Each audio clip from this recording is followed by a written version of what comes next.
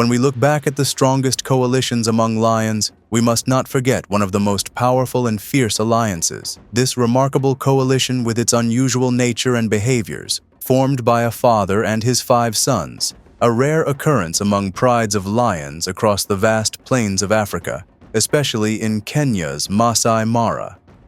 This is the Nach coalition, which became a rich subject of study in African folklore. As is known in lion society, the dominant male often expels his sons, so none can overthrow him or take control of the territory, the prey, and the lionesses. This is what highlights the unique skill of the Nach coalition in managing its family.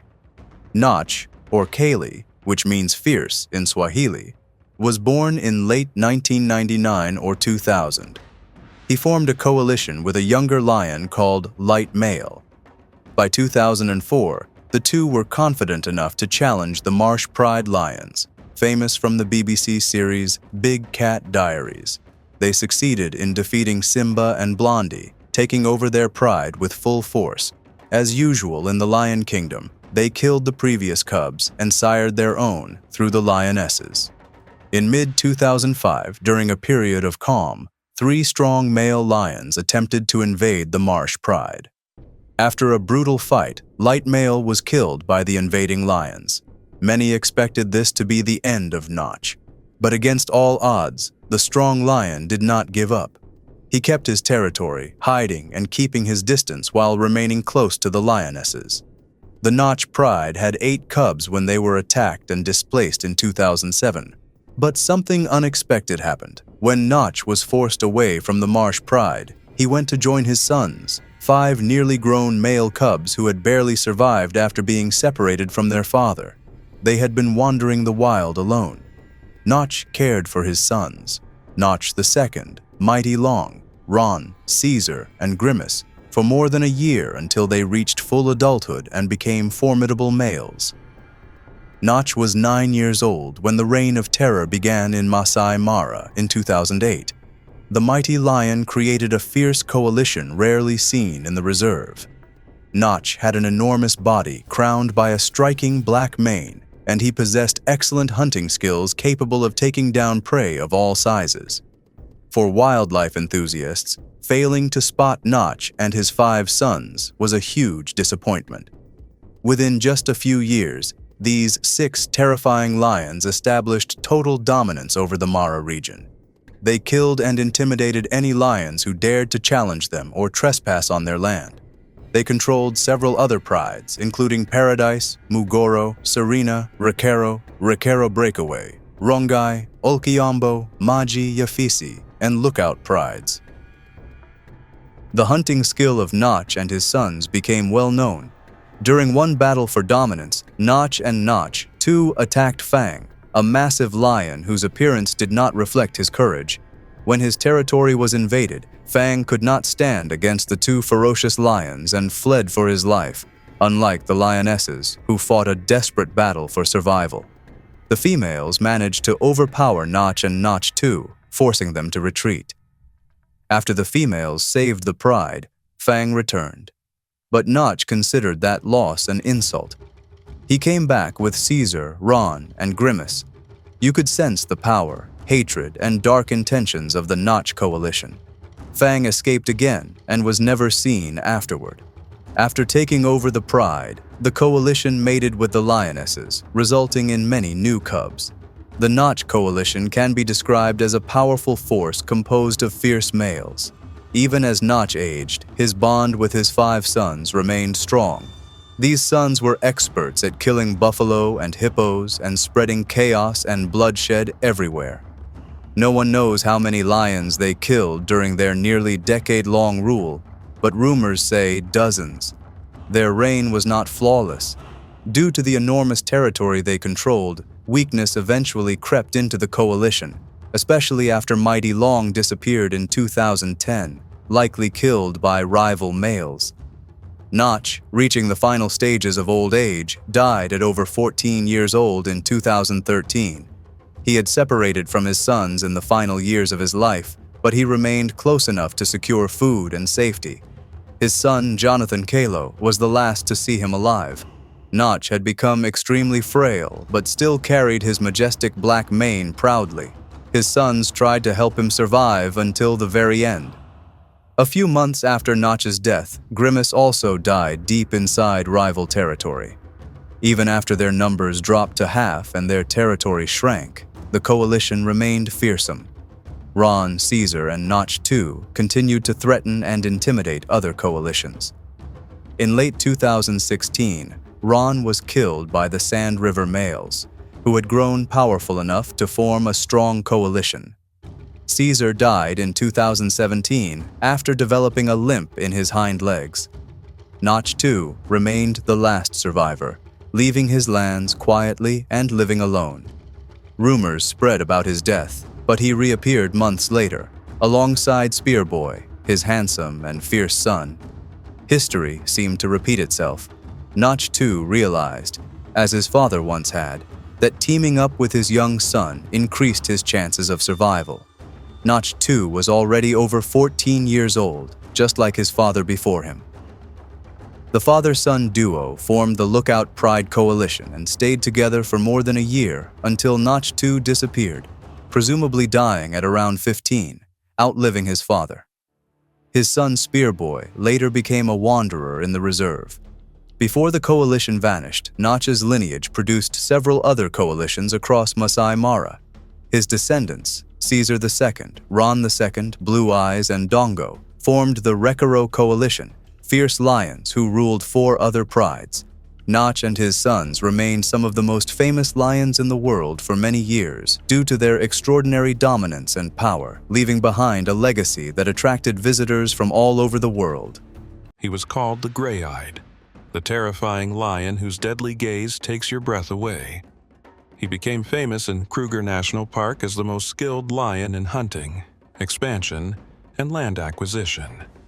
He is Maposa, the lion with an eye-colored gray, close to blue, which stirred much speculation. Most agreed it was a congenital defect called glaucoma that affected this powerful lion and gave him his distinctive appearance. Nonetheless, his condition did not prevent him from venturing out, challenging other strong rival lions, setting off to claim territories without fear, raiding herds, or being an extremely skilled hunter. Let us go back in time to around the year 2016, when the first real recorded sighting of Maposa occurred. He had formed an alliance with another lion, and they roamed the Claserie Nature Reserve. Their sighting was documented for the first time then, and it is believed they were about 4 or 5 years old at that time. Despite being merely fierce young cubs, they managed to take over the area and expel 3 older and more experienced lions, known as the Trilogy Coalition. After being forced out of their usual territory, 2 members of the coalition continued to appear regularly in the northern part of the Thornybush Nature Reserve. Maposa and his companion later took over the Mwamba Pride. Shortly after, a deadly encounter with a massive and aggressive buffalo led to the death of one of the Trilogy males, who had wandered far from his previous territory. After eliminating the Trilogy male, the 2 Maposa lions asserted their dominance over the former coalition's territory by mating with the Pride females who had remained. This period was ideal for the 2 lions to gain experience and strengthen their tactics in attack and hunting, as they settled happily and quietly in the eastern part of Claserie for the following 2 years. In 2018, the Ross males infiltrated the reserve and took over the area controlled by the Maposa Coalition. At the same time, Maposa and his companion had disappeared, and rumors circulated that Maposa had tried to flee and survive alone after being injured while trying to hunt a violent, massive buffalo. Shortly after, tour guides in the Thornybush Reserve began regularly spotting Maposa again. As usual, he was seen patrolling the central and eastern parts of the reserve, marking his territory and reaffirming his dominance over the new area. By the end of 2018, Maposa had succeeded in taking over the Avoca Pride, which usually resides on the eastern border between Thornybush and Timbavati. Shortly after, this powerful lion managed to father 6 new cubs within that pride. At this point, one of the trilogy males was seen, old and weak, still roaming the northern part of Thornybush. Although he seemed dominant in that northern area, he was later spotted wandering beyond his territory. It is believed that during one of these exploratory trips, he encountered Maposa, and it is assumed that they fought an extremely aggressive battle for dominance and to assert presence. The trilogy male was severely injured and eventually died due to complications and pain from those wounds. In late 2019, 2 new young male lions appeared in Thornybush, known as the Shikukutsu males. Strangely, after monitoring, they were seen with Maposa without any conflict among them. On the contrary, the 3 males formed a new coalition, bolder, more violent, and eager to expand, launching raids deep into the northern parts of the reserve. The young Shikukutsu males were considered extremely strong and impressively skilled hunters. Their great boldness confirmed their dominance in northern Thornybush, and they are now fearlessly exploring the far south. Although Maposa was with the 2 Shikukutsu males, he preferred to remain alone, specifically in the northern half of the reserve, where he ventured alone to assert his control over the borders. Eventually, he was found mating with 2 lionesses from the Mwamba Pride, indicating that he would soon father cubs and continue to assert his dominance over the area, thereby re-establishing his expansion zones in the near future. Nevertheless, nothing is guaranteed in the harsh wilderness, where even the mightiest beasts must face numerous crises and adapt to death that lurks everywhere. The wild has proven, through many coalitions, how hard it is for lions to remain dominant forever.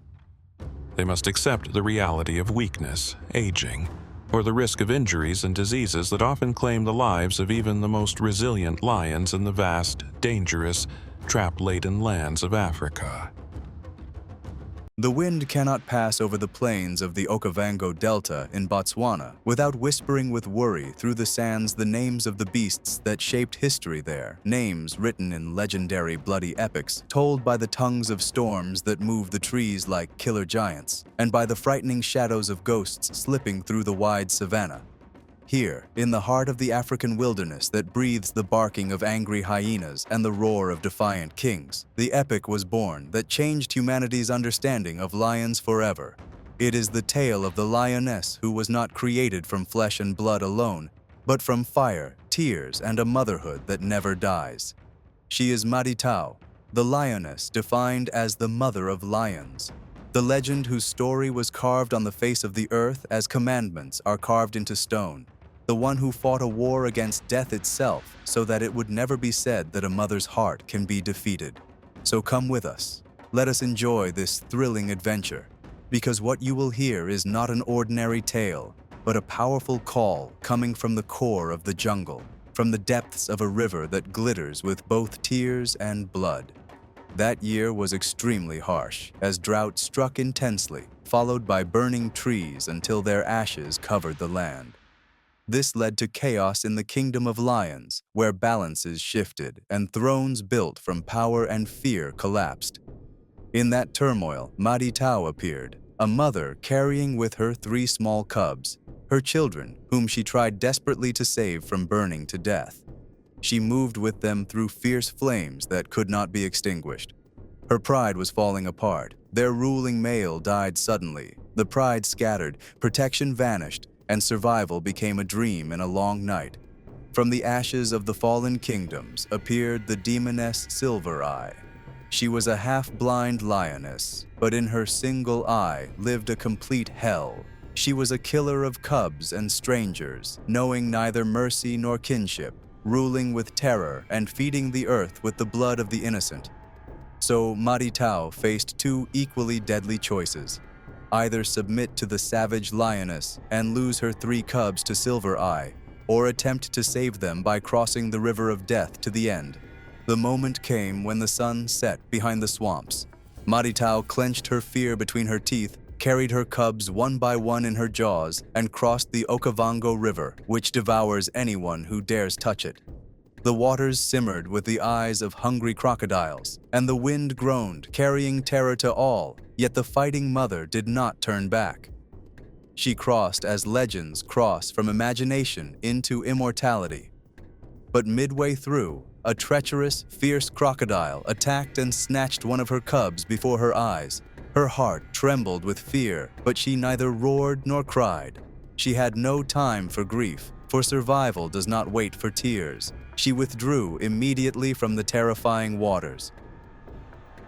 She continued until she reached Duba Island, carrying a broken heart and 2 cubs. There began the journey of silence, where no one hears a mother's cry at night except the moon. She hunted alone, facing hunger, beasts, water, and isolation.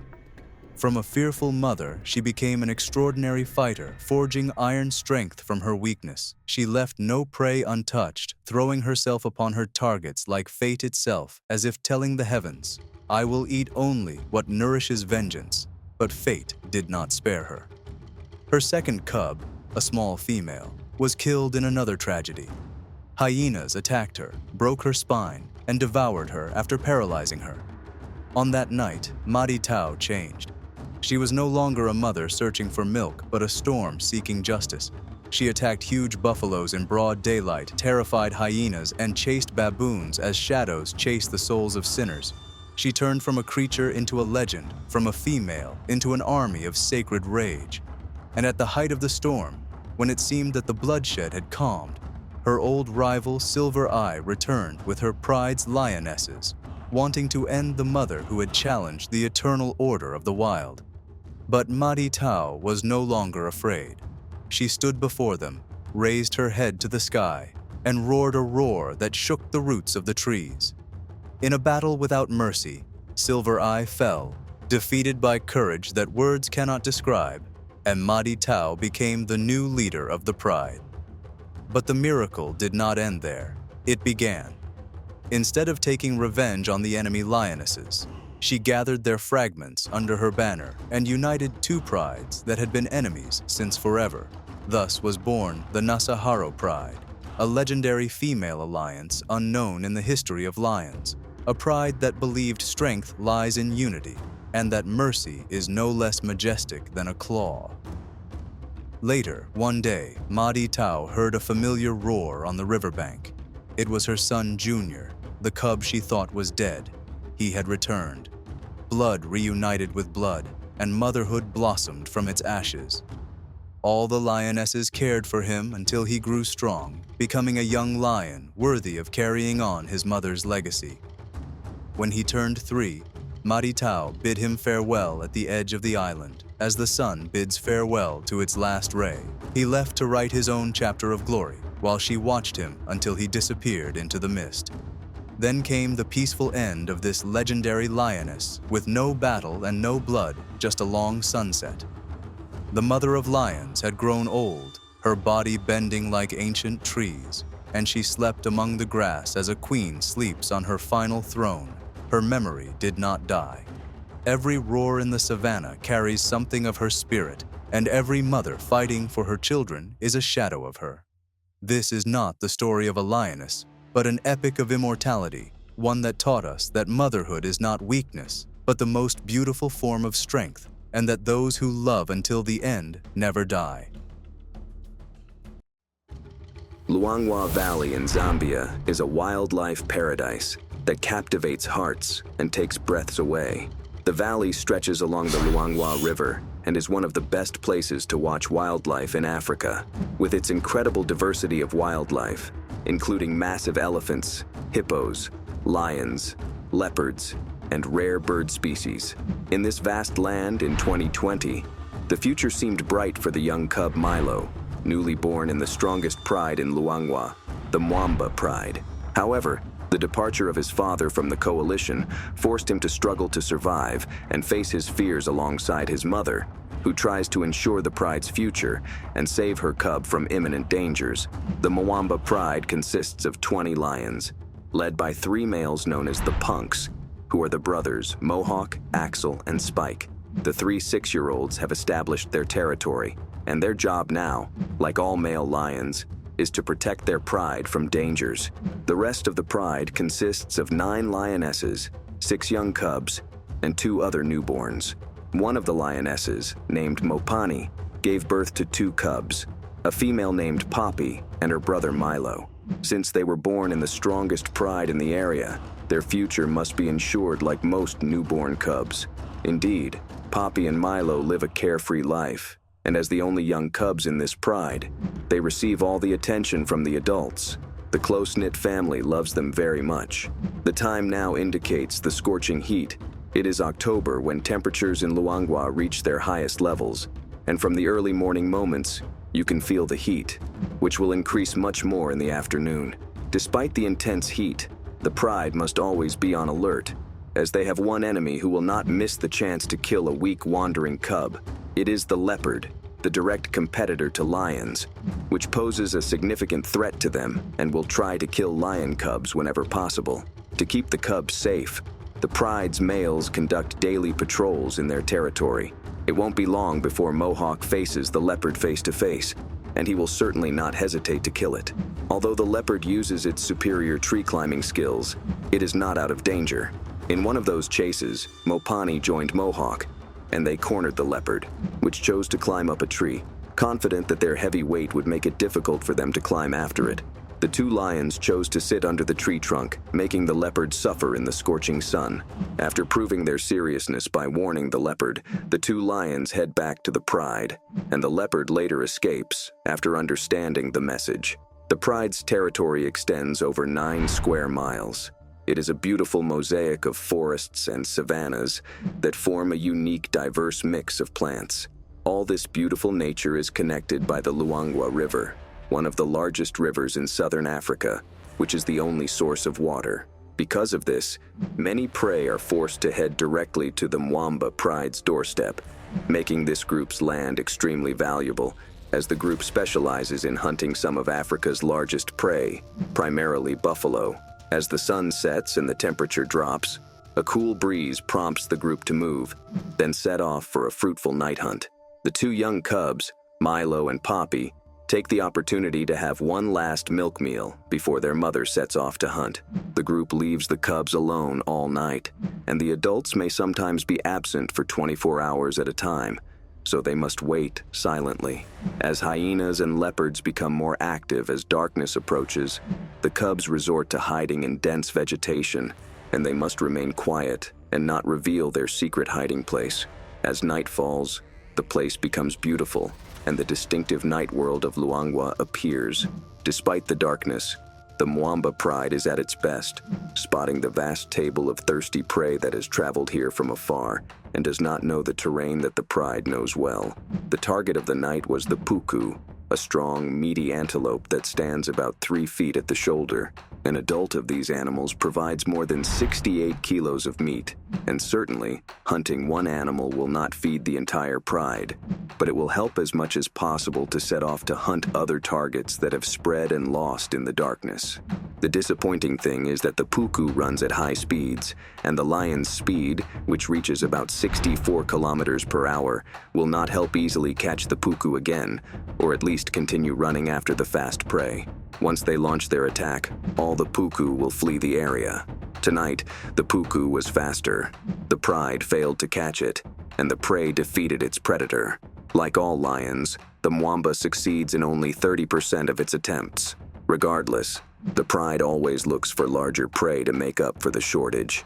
With the vast number of prey moving into the Mwamba's territory, they will have many opportunities to hunt later.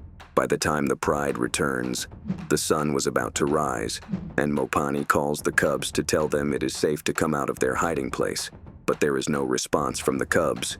The lioness heads to where she left Milo and Poppy, knowing the danger of leaving the cubs alone with other hungry predators around. Finally, after hours of searching, Mopani returns to the pride with only one cub, Milo, as Poppy disappeared the previous night. With Milo being the only remaining cub in the pride, this has severe consequences, as caring for the cubs in the pride requires help from all the lionesses. Lionesses usually synchronize their breeding, meaning mothers can help each other with cub care duties. Unfortunately, without this help, most lone cubs like Milo are abandoned.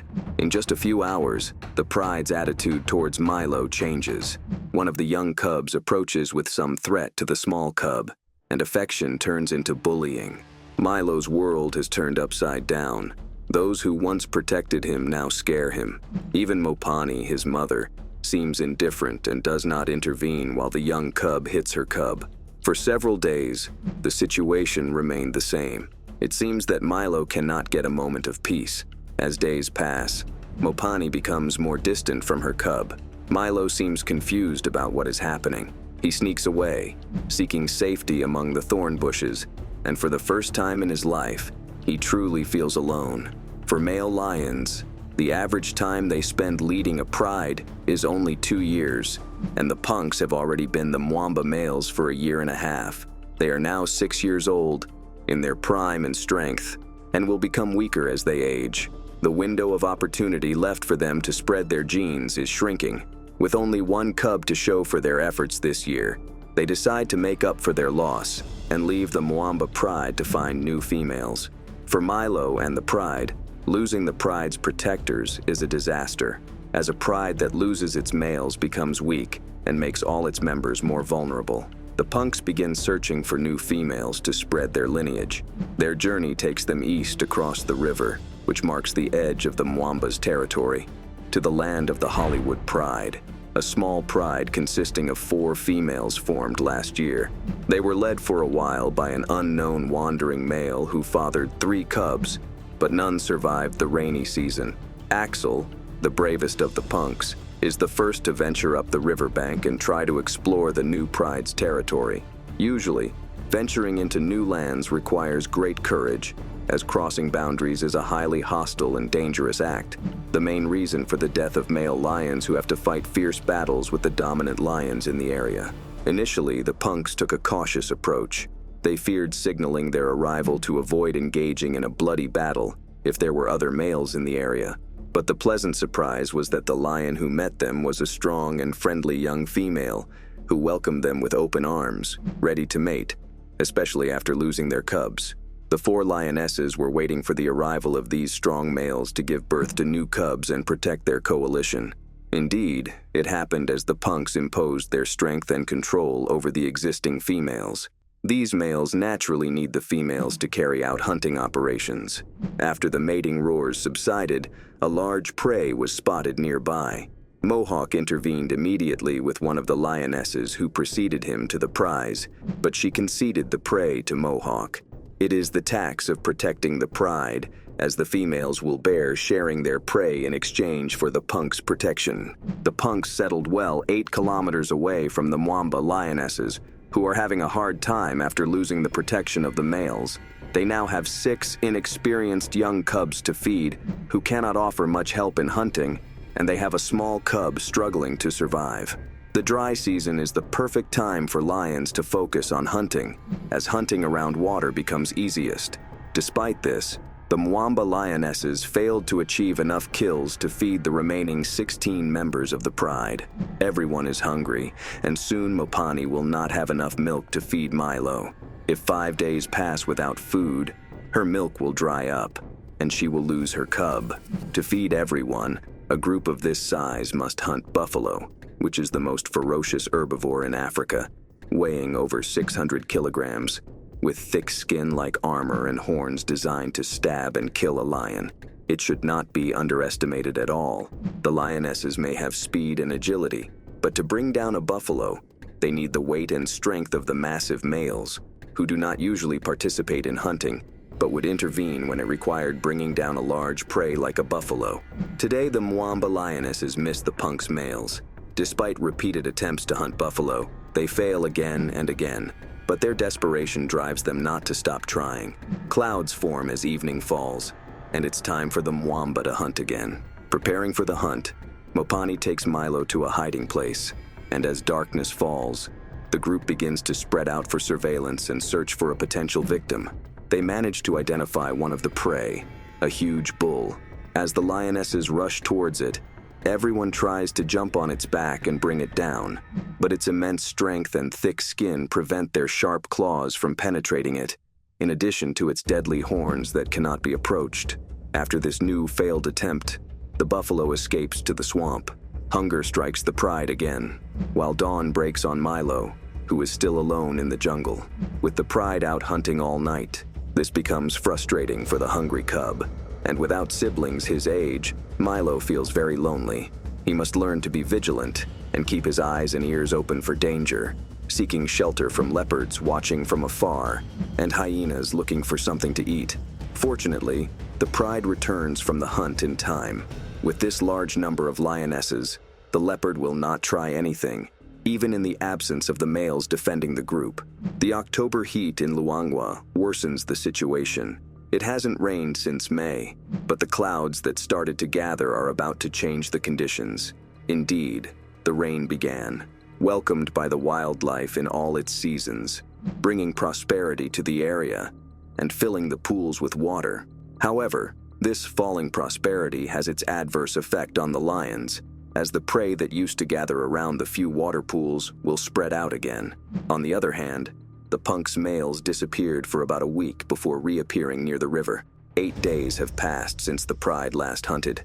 Mopani's milk will soon dry up. If the Mwamba Pride wants to survive, they must lure the males back as soon as possible and start hunting some buffalo in hopes of catching one. Therefore, the Pride must take a big risk, led by Mopani, as they will travel east in search of the males, crossing the river and entering the territory of the Hollywood Pride. If the little Milo cannot keep up, he will certainly be left behind. Despite the rain, the rivers are still shallow, and the group is lucky to cross the river. But the deep water is not the main danger. This area is infested with massive Nile crocodiles, the largest crocodiles in the world. Huge numbers roam the river, looking for a chance to catch an animal stuck in the deep mud. They too may not have eaten for weeks, waiting for an opportunity like this, where there is no time for table manners, with their jaws being among the strongest in the animal kingdom. Regardless of the danger the Pride may face, the group must cross the river inevitably. With high concentration, the lionesses move forward, tension gripping the entire group. The terrified Milo walks behind them, having never seen water like this before. This might be the defining moment of his life. Something pulls Mopani back. The worst thing Milo can do now is stop, but he ventures bravely. Despite the increasing depth of the water, he must swim if he wants to save himself. A crocodile moves to catch him, but Mopani's roar, driven by her maternal instinct, pushes her to defend her cub and protect him as he advances. This might revive the mother-cub relationship. After surviving the river, the Pride faces a new obstacle, the high riverbank ahead of them. It is barely possible for the adults to climb it, and for Milo, it is impossible. Once again, the group leaves him behind, except for Mopani, who did not forget him and gently carried her cub to safety. After the drama of crossing the river, the mother and cub calmed down immediately. She lay down to nurse him, and the intimacy and affection returned between them. It seems that Mopani's changed behavior towards Milo resonated within the group, changing everyone's treatment of the brave Milo. The family bond preserved the Pride, but they still need a feast to satisfy their great hunger, and the males to ensure their protection. Mopani sends her call to the Hollywood territory. A lioness's call can reach more than a mile. If the punks hear her, they will have to respond. The lionesses will not risk venturing further into enemy territory, especially since they do not know what they will encounter here. So the Mwamba lionesses wait in place, hours passing without any response. Then night begins to fall. It seems their efforts to find the punk's males are in vain. As the sun rises, disappointment is evident in the group. It's time to return home, but a familiar sound pierces the quiet morning air. It is the male mohawk, followed closely by Axel. It has been a week since the lionesses saw their males, and they welcomed them with great affection. Shortly after, Spike also appeared, completing the Pride's reunion. After spending some time with the 4 Hollywood Pride lionesses, the punks may have decided to return to their former Pride, which has better hunting opportunities with them. They can now cross the river again to the Mwamba territory, and Mopani can finally relax and devote her time to her cub. with the support the eager-to-return males will bring. The males' strength appeared immediately upon the pride's return, as they helped the lionesses bring down a huge buffalo, providing a meat-filled meal for the group, a meal they had missed for a while when starvation nearly wiped out the entire group. The pride finally enjoyed the best food they had since the males left, now enjoying full bellies for the first time in a week. It had been a tough week in which the Mwamba Pride overcame the fear of hunger. As for the brave little cub, he now has a bright future, and soon he will also have a group of young cubs to play with and integrate into the group. The Pride's future seems secure again to create their own glory in the wild.